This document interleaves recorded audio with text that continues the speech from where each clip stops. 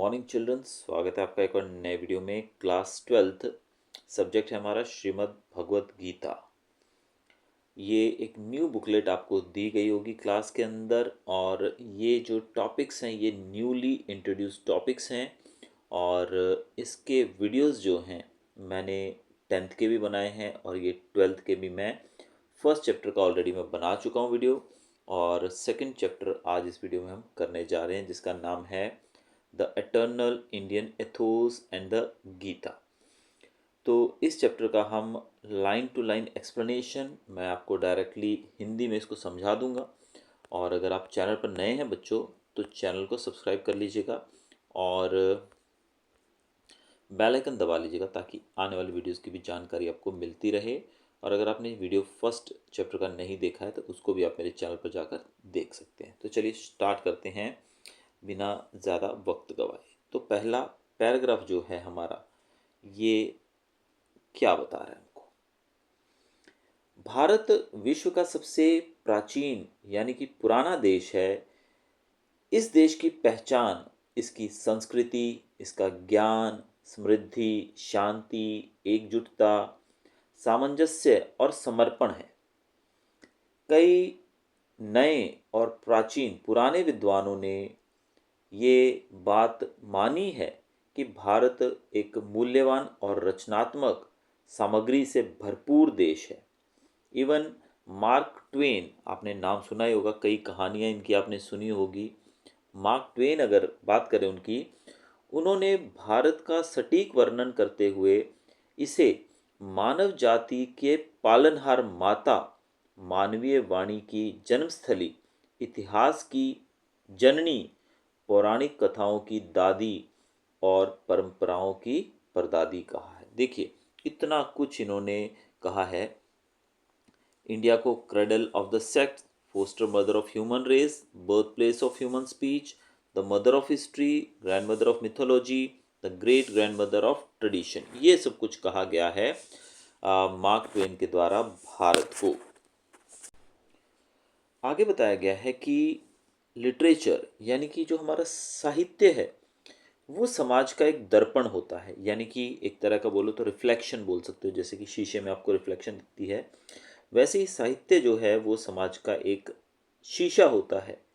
भारत के दो विशाल महाकाव्य रामायण और महाभारत, आपने इनके बारे में सुना ही होगा, ये वैश्विक सभ्यता में एक पवित्र स्थान रखते हैं, यानी कि दुनिया में इनका नाम है। महर्षि वेदव्यास ने महाभारत के बारे में कहा, यदि हास्ति तदंत्र यनिहास्ति न तत् क्वचित। मतलब ये जो वाक्य लिखा गया है इसका मतलब, जो इस ग्रंथ में है वह अन्यत्र भी मिल सकता है, लेकिन जो यहाँ नहीं है वह कहीं और नहीं मिल सकता। इसी महाभारत के भीतर भगवत गीता दी गई है। आइए इसके मुख्य उपदेशों को समझते हैं। तो भगवत गीता जो है वो महाभारत के अंदर दी गई है और अब हम इसकी शिक्षाओं को डिटेल में देखेंगे। तो पहला जो पार्ट इसमें दिया गया है वो है नॉलेज ट्रेडिशंस, यानी कि ज्ञान की परंपरा।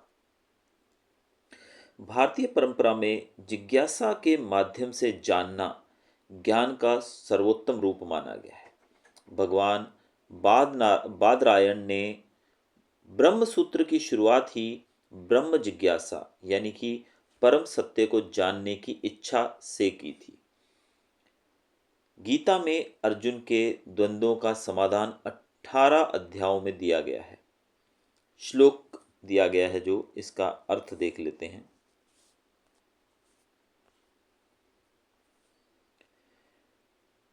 इस श्लोक में कहा गया है कि ज्ञानियों के पास जाकर उन्हें प्रणाम करके, उनकी सेवा करके और निष्कपट भाव से प्रश्न पूछकर ज्ञान प्राप्त करो।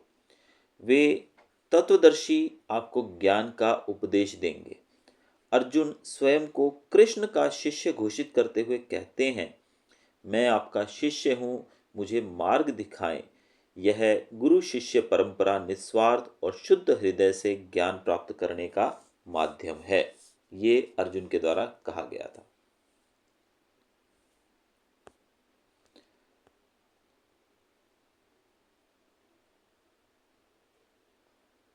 दूसरा यहाँ पर टॉपिक जो कहा गया है वो है ऑमनी प्रेजेंस ऑफ ऑलमाइटी, यानी कि ईश्वर की सर्वव्यापकता, यानी कि गॉड इज प्रेजेंट एवरीवेयर। इसका अर्थ है कि ईश्वर हर कण में व्याप्त है। उपनिषद कहते हैं सर्वम क्लविंद ब्रह्म, यानी कि सब कुछ ब्रह्म ही है, एवरीथिंग इज गॉड, ऐसा उपनिषद में लिखा गया है।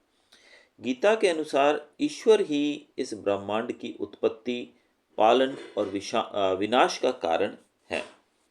गॉड जो है वही इसको बनाए हैं, वही इसको पाल रहे हैं और वही इसको विनाश करने के भी योग्य हैं। अब आगे जो श्लोक दिया गया है इसका अर्थ देख लेते हैं।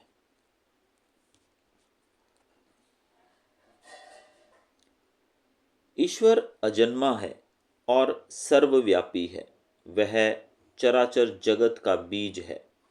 इस भावना को मन में रखकर हमें हर जीव के प्रति दया का भाव रखना चाहिए, क्योंकि परमात्मा मुझ में, आप में और हर प्राणी में निवास करती है।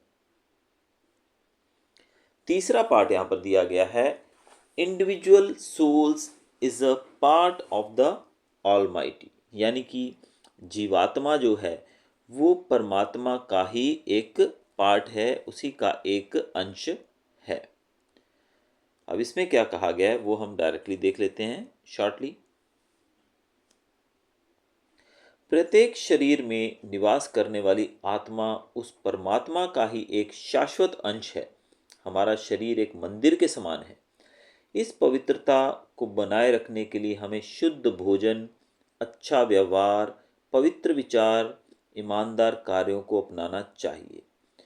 जब हम यह मानते हैं कि हर व्यक्ति ईश्वर का अंश है, तो प्रेम, करुणा और अहिंसा जैसे गुण स्वाभाविक रूप से विकसित होते हैं और भेदभाव मिट जाते हैं। आगे क्या कहा गया देख लेते हैं, चलिए। फोर्थ जो पार्ट दिया गया इसका, एटर्निटी ऑफ सोल, यानी कि आत्मा की अमरता। वैदिक परंपरा सिखाती है कि शरीर नाशवान है, लेकिन आत्मा अमर और शाश्वत है। शरीर का अंत हो जाएगा लेकिन आत्मा का नहीं होगा। अब जो यहाँ पर श्लोक दिया गया है वो क्या बता रहा है, आत्मा ना कभी जन्म लेती है और ना कभी मरती है। यह अजन्मा, नित्य और पुरातन है। शरीर के नष्ट होने पर भी आत्मा का नाश नहीं होता। यह सत्य हमें सिखाता है कि जीवन के उतार चढ़ाव और शारीरिक परिवर्तन क्षणभंगुर हैं, जबकि आत्मा एक स्थिर साक्षी की तरह है। सब कुछ खत्म हो जाता है लेकिन आत्मा जो है वो समाप्त नहीं होती है, वो खत्म नहीं होती है। आगे है द इनकारनेशनिज्म, यानी कि अवतारवाद। ईश्वर कब और क्यों अवतार लेते हैं इसका स्पष्ट वर्णन गीता में मिलता है। अब श्लोक जो दिया गया है उसमें क्या कहा गया देख लेते हैं। जब जब धर्म की हानि होती है और अधर्म बढ़ता है, तब तब मैं यानी कि ईश्वर अवतार लेता हूँ। सज्जनों की रक्षा, दुष्टों के विनाश और धर्म की स्थापना के लिए मैं युग युग में प्रकट होता हूँ। मत्स्य, कुर्म, राम, कृष्ण और बुद्ध जैसे अवतार इसी सिद्धांत के उदाहरण हैं। यह हमें सिखाता है कि कठिन समय में निराश न हो। ईश्वर नेक काम करने वालों के साथ हमेशा खड़े रहते हैं, इसलिए हमें कभी निराश नहीं होना चाहिए।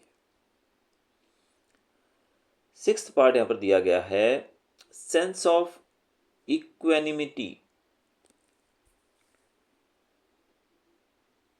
मतलब समत्व का भाव। भगवान कृष्ण का सबसे प्रिय शब्द समत्व यानी कि बैलेंस, संतुलन बोल सकते हैं, इक्वल है। अब यहां पर श्लोक जो दिया गया उसका अर्थ देख लेते हैं हम लोग। आसक्ति को त्याग कर सफलता और असफलता में समान भाव रखकर अपना कर्तव्य करो। इसी समभाव को योग कहा जाता है। यदि हम सुख दुख और मान अपमान में एक जैसे रहें तो कोई भी विफलता हमें चोट नहीं पहुंचा सकती। यह मानसिक शांति का राजमार्ग है। हमें सुख और दुख दोनों ही जगहों पे, दोनों ही सिचुएशंस में एक समान ही रहना चाहिए, तो हमें दुख होगा ही नहीं। सातवां पार्ट जो दिया गया है यहाँ पर, इंक्लूसिवनेस यानी कि समावेशता, किसी चीज को इंक्लूड करना। भारतीय संस्कृति पूजा के विभिन्न रूपों का स्वागत करती है। भगवान कहते हैं कि जो भक्त जिस भी रूप में मुझे भजता है, मैं उसकी श्रद्धा को उसी रूप में स्थिर कर देता हूँ। यहाँ अपने इष्ट देव को चुनने की पूर्ण स्वतंत्रता है। यह समावेशिता ही हमारी संस्कृति की अनूठी विशेषता है। ईश्वर किसी भी मार्ग से आने वाले भक्त को स्वीकार करते हैं, यानी कि भगवान किसी भी तरीके से कोई भी व्यक्ति उनके पास जाए, वो हर तरफ से उनको स्वीकार कर लेते हैं।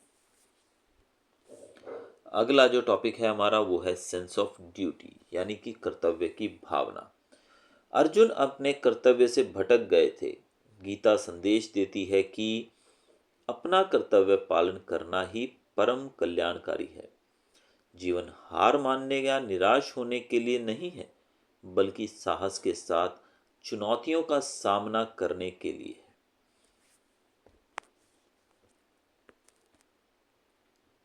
तो कुल मिला के यहाँ पर जो निष्कर्ष, अगर हम कंक्लूजन निकालें, तो गीता एक सार्वभौमिक ग्रंथ है जो मानवता में विश्वास जगाता है और हर व्यक्ति को जीवन की कठिन परिस्थितियों में मजबूती से खड़े रहने की शक्ति देता है।